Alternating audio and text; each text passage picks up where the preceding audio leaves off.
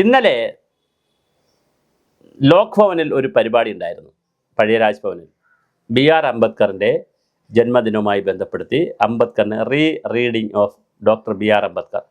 Justice Devan രാമചന്ദ്രനായിരുന്നു അത് ഉദ്ഘാടനം. അദ്ദേഹമായിരുന്നു സ്പീച്ച് ഡെലിവർ ചെയ്തത്. ഒരു അരമണിക്കൂർ സ്പീച്ചും പിന്നെ ടീ കുടിക്കുക, അങ്ങനെ എല്ലാവരും ഒരു സൗഹൃദ പരിപാടി. 4 മണിക്ക് തുടങ്ങി 5:30 മണിക്ക് അത് അവസാനിച്ചു. തിരുവനന്തപുരത്തെ ഒരു സോക്കാൾഡ് ഒരു ഗ്രൂപ്പ്, അതായത് അക്കാഡമിഷ്യന്മാർ, ടെക്നോക്രാറ്റുകൾ, പിന്നെ പൊളിറ്റിക്കൽ ലീഡർമാർ, അങ്ങനെ എല്ലാവരെയും വിളിക്കും.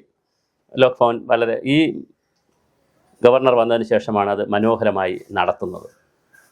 നന്നായി നടത്തുന്നു. അപ്പോൾ ഞാനും പോയിരുന്നു. 1-2 പരിപാടിക്ക് എന്നെ വിളിച്ചിരുന്നു. അപ്പോൾ നല്ല പരിപാടിയാണ്. അംബേദ്കറിൻ്റെ പോർട്രേറ്റ് അവിടെ രാജ്ഭവനിൽ ലോക് ഭവനിൽ വെച്ചിട്ടുണ്ട്, പഴയ രാജ്ഭവനിൽ വെച്ചിട്ടുണ്ട്. അപ്പോൾ രാജ്ഭവനെയൊക്കെ കുറച്ചുകൂടി ജനകീയമാക്കാൻ രാജേന്ദ്ര ആൾക്കാർ ശ്രമിച്ചിട്ടുണ്ട്. വിവാദങ്ങൾ തർക്കങ്ങളൊന്നും അല്ലല്ലോ. അതിനേക്കാൾ പ്രധാനം ഇത്തരം കാര്യങ്ങൾ, വളരെ അക്കാഡമിക് കാര്യങ്ങളൊക്കെ ചെയ്യുന്നത് നല്ലത്. പ്രത്യേകിച്ച് അംബേദ്കറിനെ കുറിച്ചൊക്കെ റീഡിങ് ചെയ്യേണ്ട ആവശ്യമുണ്ട് ഈ കാലഘട്ടത്തിൽ. അവിടെ മേയർ രാജേഷിനെ കണ്ടു, VV രാജേഷ്. അപ്പോഴാണ് ഒരു കാര്യം ഓർത്തത്. അതിനാണ് ഈ വീഡിയോ നമ്മൾ ചെയ്തത്. VV രാജേഷ് അധികാരത്തിൽ വന്ന്, കൗൺസിൽ അധികാരത്തിൽ വന്നിട്ട് ഡിസംബറിലാണ് ഇവർ അധികാരത്തിൽ വന്നത്. കേരളത്തിൽ എല്ലായിടത്തും കൂടി ഡിസംബർ, ജാനുവരി, ഫെബ്രുവരി, മാർച്ച്, ഇപ്പോൾ ഏപ്രിലാവുന്നു. 5 മാസം ആവുന്നു. മെയ് ആകുമ്പോൾ 6 മാസമാവും. വലിയ ഹൈപ്പ് ഉണ്ടാക്കിക്കൊണ്ടാണ് വന്നത്. രാജ്യത്തെ 3 പട്ടണങ്ങളെടുത്താൽ അതിൽ 1ാമത്തെ പട്ടണമായി തിരുവനന്തപുരത്തെ മാറ്റും. തിരുവനന്തപുരത്തെ കുടിവെള്ള പ്രശ്നം ശാശ്വതമായി പരിഹരിക്കും. ആറ്റുകാൽ പൊങ്കാലയിൽ വലിയ പ്രതിസന്ധിയായിരുന്നു, പിന്നെ അത് പരിഹരിച്ചു. പൊങ്കാല ഉരുട്ടി അങ്ങ് മാറി. മാലിന്യ സംസ്കരണം വളരെ വലിയ രീതിയിൽ നടപ്പിലാക്കും.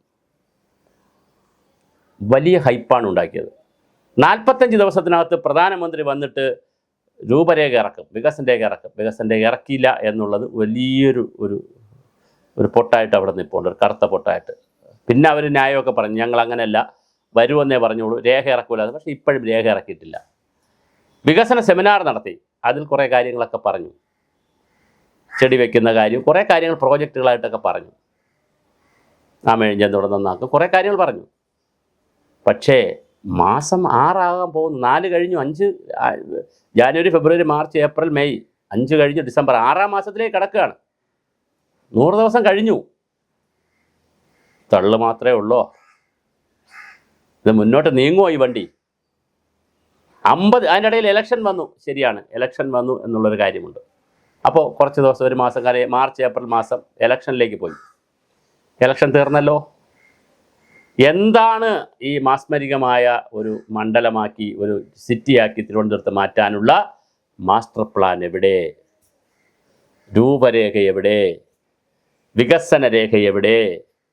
45 ദിവസത്തിന് ചെയ്യാൻ ബുദ്ധിമുട്ടായിരുന്നു. 4 മാസത്തിനകത്ത് ചെയ്യാൻ കഴിഞ്ഞില്ലെങ്കിൽ അത് സുഖമുള്ള കാര്യമല്ല. എവിടെയാണ് നിങ്ങളുടെ രേഖ?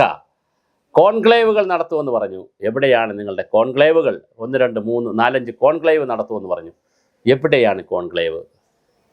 സ്പിരിച്വൽ ടൂറിസം ചെയ്യുമെന്ന് പറഞ്ഞു. എവിടെ സ്പിരിച്വൽ ടൂറിസം? വനങ്ങൾ വെച്ച് പിടിപ്പിക്കുമെന്ന് പറഞ്ഞു. എവിടെയാണ് വെച്ച് പിടിപ്പിക്കുക? ഇനി അടുത്ത മാർച്ച് മാസത്തിൽ പ്രോജക്റ്റായിട്ട് ചെയ്യാനിരിക്കുകയാണോ? മാലിന്യ സംസ്കരണത്തിന് ഇൻഡോർ മാതൃക കൊണ്ടുവരും, ഇൻഡോറിലെ മേയർ ഇവിടെ വരും എന്നൊക്കെ പറഞ്ഞു. എവിടെ? കുടിവെള്ളം സമഗ്രമായി പരിഹരിക്കും. എന്തെങ്കിലും സ്റ്റെപ്പ് മുമ്പോട്ട് നീങ്ങിയോ? പേട്ടയിൽ മാർക്കറ്റ് കൊണ്ടുവരും, കോംപ്ലക്സ് കൊണ്ടുവരും. എന്തെങ്കിലും നീങ്ങിയോ? ഒന്ന്, കൃത്യമായ മാസ്റ്റർ പ്ലാൻ ഉണ്ടാക്കുമെന്ന് പറഞ്ഞു. അങ്ങനെ മാസ്റ്റർ പ്ലാൻ ഉണ്ടാക്കിയിട്ടില്ല. 2, രൂപരേഖ ഉണ്ടാക്കുമെന്ന് പറഞ്ഞു. രൂപരേഖ ഉണ്ടാക്കിയിട്ടില്ല. വികസന മാസ്റ്റർ പ്ലാൻ ഇറക്കുമെന്ന് പറഞ്ഞു. വികസന രേഖ ഇറക്കുമെന്ന് പറഞ്ഞു. ഇറക്കിയിട്ടില്ല. വികസന സെമിനാറിൻ്റെ ഭാഗമായിട്ടൊരു രേഖ ഇറക്കിയിട്ടുണ്ട്. അതല്ലാതെ സമഗ്രമായ 5 വർഷത്തേക്കോ 10 വർഷത്തേക്കോ തിരുവനന്തപുരം നഗരത്തെ കണ്ടുകൊണ്ടുള്ള വളരെ സമഗ്രമായ വികസന രേഖ ഇറക്കും എന്ന് പറഞ്ഞു. അത് നടന്നിട്ടില്ല. 100-120 വാഹനങ്ങൾ തിരിച്ചു കൊണ്ടുവരുമെന്ന് പറഞ്ഞു. അതിലൊരു നാമമാത്രമായ വാഹനങ്ങളെ ഇലക്ട്രിക്കൽ വണ്ടി തിരുവനന്തപുരത്ത് കൊണ്ടുവന്നിട്ടുള്ളൂ. ഇനി ബാക്കി വാഹനങ്ങൾ എവിടെ? അങ്ങനെ ചോദിച്ചാൽ 100 കണക്കിന് ചോദ്യങ്ങൾ ചോദിക്കാനുണ്ട്. 6 മാസത്തിലേക്ക് കടക്കുന്നു. വർഷം പെട്ടെന്ന് കടന്നു പോകും. മിസ്റ്റർ VV രാജേഷ് മേയറെ വീണ്ടും ഇന്ത്യയിലെ ഏറ്റവും നല്ല നഗരമാക്കും എന്ന് പറഞ്ഞിട്ട് അതിൻ്റെ ലക്ഷണങ്ങളൊന്നും കാണുന്നില്ല. പ്രോജക്റ്റുകളൊന്നും സ്റ്റാർട്ട് ചെയ്ത് കാണുന്നില്ല. പറയുന്നതിനപ്പുറം ഈ കാര്യങ്ങൾ അങ്ങോട്ട് മാറ്റി വയ്ക്കുന്നതിനപ്പുറം അല്ലെങ്കിൽ അങ്ങോട്ടങ്ങോട്ട് പറഞ്ഞു പോകുന്നതിനപ്പുറം ഒരു കാര്യവും നടക്കുന്നുണ്ടോ എന്നുള്ളത്, എന്തെങ്കിലും കാര്യം നടക്കുന്നുണ്ടോ എന്നുള്ളത് ഗൗരവമായി വിലയിരുത്തപ്പെടണം, ചർച്ച ചെയ്യണം. നദികൾ കരമനയാറും കിള്ളിയാറും മാമ്പഴഞ്ചൻ തോടുമൊക്കെ നന്നാക്കും എന്നൊരു പ്രഖ്യാപനം നടത്തി.